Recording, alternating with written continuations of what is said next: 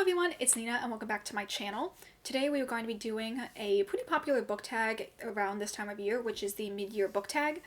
Before I get into the questions, I want to give the general stats of what I've read so far. As of recording this, I have read 31 books, and my goal for the entire year was 50 books, so unless I hit a massive slump in the next couple of months, I definitely think I'm going to hit my goal.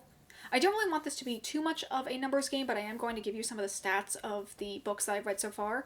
But just going off of the vibes of the books I've read, there's been a lot of books that I've really enjoyed and a couple that have let me down. I'm using Hardback Hoarder's book tracking Google Excel sheet to track all of the books that I've read. So going off of that, the average star rating I have given books has been 4 stars, which I think is pretty reflective. I've definitely read a lot of really great books this year. I will also say that this includes the books that I read in December of last year. Just based on when I started my reading journey, I wanted to have a consecutive 12-month period. So I'm including the ones from that month as well.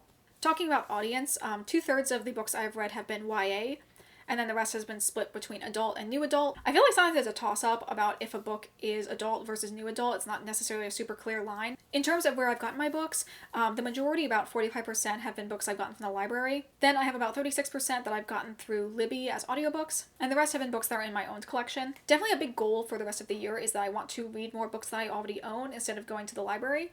I feel like when I'm starting to plan out my TBRs, my initial desire is to go get books I don't already have from the library, and I definitely want to pull back from that and look through the books I already own instead of going out and finding new ones. The majority of the books I've read have also been standalones, and only a couple of them have been the parts of a series, most likely the start of a series. I haven't read any sequels this year. And talking about overall stats, I have read 6,116 pages and listened to 153 hours of audiobooks.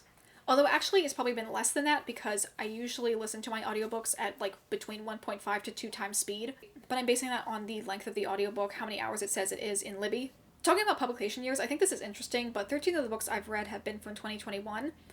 I feel like just because I read a little bit slower than some other people, I'm really just getting through all of the big releases that came through in last year instead of picking up necessarily the immediate new releases from 2022, which I don't mind because I wanted to read those books back then and I still want to read them now, so I'm glad I'm getting to them at some point. And in terms of the genres that I've read, it's been pretty split, with a third amount being contemporary and a third amount being fantasy.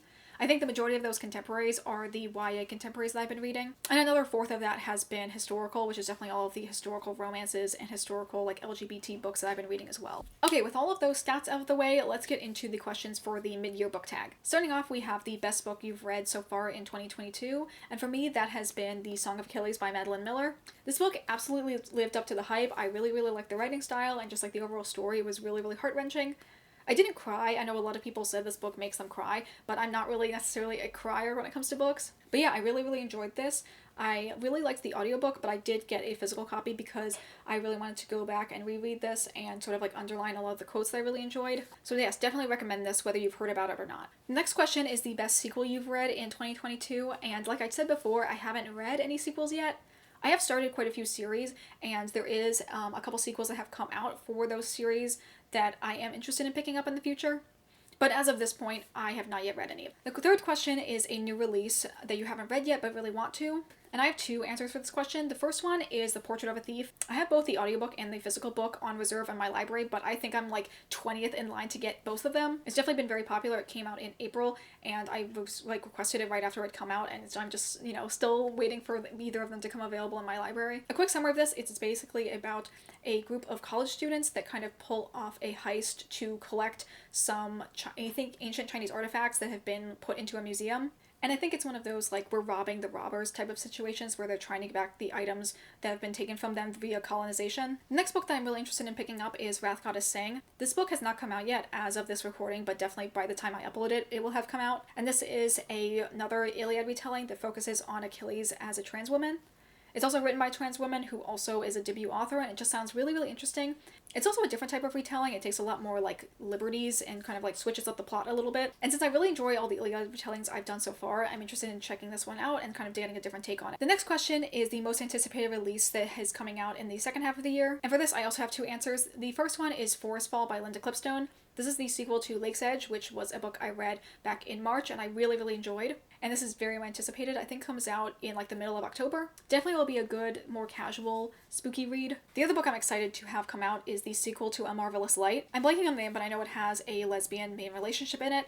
And also comes out on my birthday, so that just kind of feels like it's meant to be. The next question is the biggest disappointment of this year so far. And for me, it's either been Gallant by V.E. Schwab or Late to the Party by Kelly Quinlan. I don't know if I necessarily had super high hopes for either of these. I definitely thought that Late to the Party would be a lot more of like queer found family, and it wasn't like that, and I didn't super enjoy it very well. Gallant, I think, was more of a letdown because I had expected a lot more from V.E. Schwab's writing. But I think a lot of people have said that this, because it reads more like a middle grade, it just doesn't have the same type of flavor as the rest of her books do. The next question is the biggest surprise this year so far. And for me, that definitely has been Lake's Edge by Linda Clipstone. This book, I definitely did not expect I would like as much as I did by the end of my reading experience.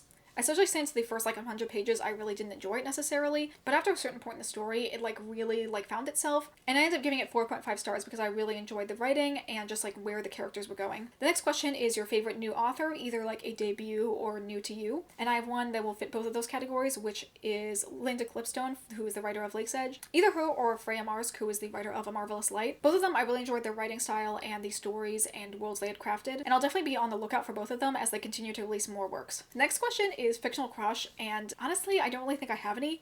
There's definitely a lot of characters that I really enjoy, but none that I am attracted to in any way. Next question though is your new favorite character, and for me that's probably going to be Patroclus, both from Song of Achilles but also from some of the other Iliad retellings I've read. He's just very much like my type of character, a very sweet, soft-spoken golden boy. Next question is a book that made you cry, and for me, even though I said I'm not really much of a crier, I didn't cry at Song of Achilles and other very sad books that I've read so far. The one book that did make me cry was Darius the Great Is Not Okay. The ending scene just really hit me super hard. I did not expect it to be that emotional. It was just really beautiful because I felt like I could connect both to Darius and his father and see both of their sides in the story. Though having that really intense emotional reaction makes me a little bit hesitant to read the sequel because I don't know if I'm ready to be that emotionally drained again.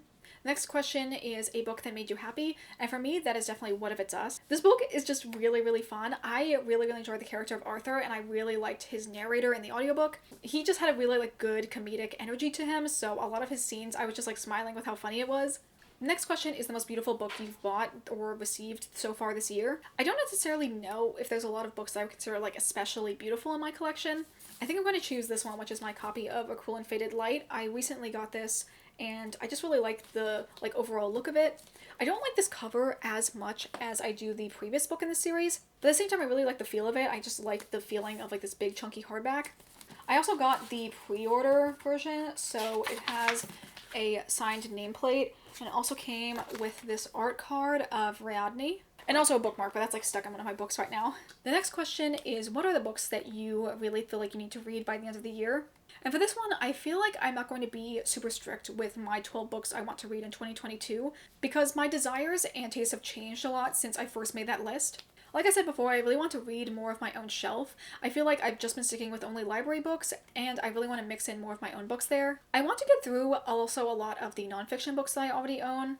I think I might do a nonfiction November or something similar to that, just because there's ones I've accumulated back before I got into reading, and I've also since getting into reading again have bought more nonfiction books, but they're not usually my first choice for a fun book to read. But I think having a designated time for me to read them will help me move through that section of my collection. And the last question of the mid-year book tag is your favorite booktube community member. I have a lot of booktubers that I watch on the regular, but I wanted to talk about the one specifically that I found in 2022. The first one up here is Katie is Reading. I just really like her vlogs and overall her whole energy.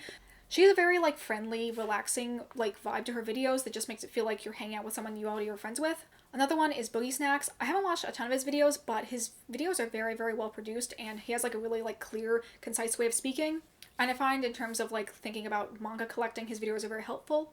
Another person who I found this year was Mina Reeds. I think I probably watched one or two of her videos previously, but I recently subscribed to her and I really enjoy a lot of her videos. Similarly to Katie is Reading, she has just very relaxing, well put together vlogs that are nice to watch. Another booktuber I recently found was Katie Coulson. For her, you're getting a lot of bang for your buck in terms of her videos because she reads just so many books. Her wrap-ups just have such a wide breadth of books. And she just has a really fun personality. Her vlogs are also really fun to watch. The next YouTuber, I wouldn't necessarily consider them strictly a booktuber, but they do talk about a lot of classic science fiction, and that would be Quinn's Ideas. I watched a lot of his videos probably 2 years ago, right when I was getting into Dune, but I've recently gotten back into watching a lot of his videos. He has just really nice, kind of think piece, interesting videos talking about classic science fiction. I feel like he talks about and breaks down the themes and the main points of the books really well, but all in a very concise and clean video format. So those are all of the questions for the mid-year book tag. Please let me know any of your answers to the questions in the comment section down below. As always, thank you guys so much for watching. I hope you all have a wonderful day, and I will see you all in the next video. Bye!